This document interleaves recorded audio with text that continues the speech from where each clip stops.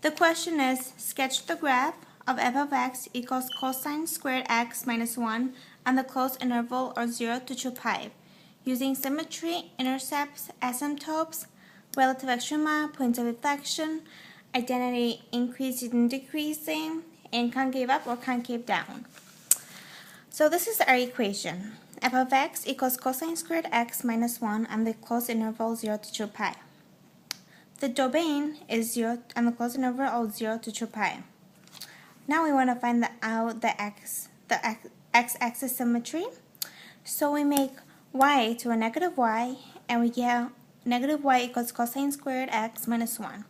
And that's not symmetrical on the x-axis. Now the y-axis, we replace x with negative x, and that is not symmetrical.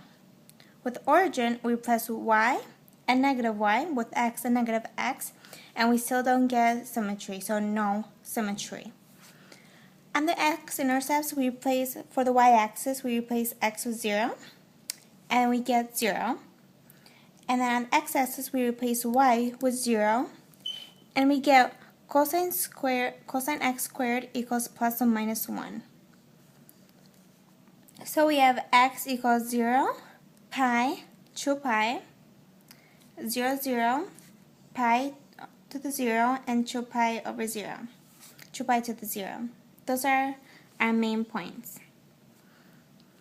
Next, we're going to find out the first derivative of the first equation. And we get 2 cosine x minus sine x. There will be, we put the negative in front of the 2, so we get negative 2 cosine x times sine x. And now we're going to set these both to equal 0. So negative 2 cosine x equals 0, and sine x equals 0. Cosine x equals 0 at pi over 2 and 3 pi over 2. Sine x equals 0 at pi, 2 pi, and 0. So we plug them in onto the graph, and then we find out where it's increasing and where it's decreasing. When you plug it into the derivative, all these points, we get 0 to pi over 2, it's decreasing. Pi over 2 to pi, it's increasing. Pi to 3 pi over 2, it's decreasing. And from 3 pi over 2 to 2 pi, it's increasing.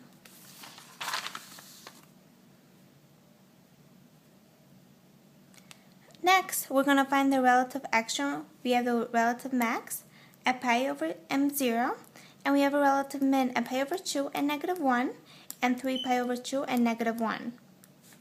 Now we're going to find the second derivative. Our second derivative is negative 2 cosine x times cosine x plus sine x times 2 sine x. When we solve all that, we get sine x equals sine x, so where sine x equals cosine x is at pi over 4 and 5 pi over 4. We plug them into this line to see where it's concave up or concave down. When we plug them in, when we plug these points in to the derivative, to the second derivative, we get concave up pi over 4 to 3 pi over 4 and 5 pi over 4 to 7 pi over 4. It's concave down 0 to pi over 4, 3 pi over 4 to 5 pi over 4, 7 pi over 4 to 2 pi. And we have a point of inflection at pi over 4 to negative 1/2, 3 pi over 4 to the negative 1/2, 5 pi over 4 to the negative 1/2, 7 pi over 4 to the negative 1/2. To find the point of inflection, we put these numbers on the original equation, and that's how we get the point of inflection.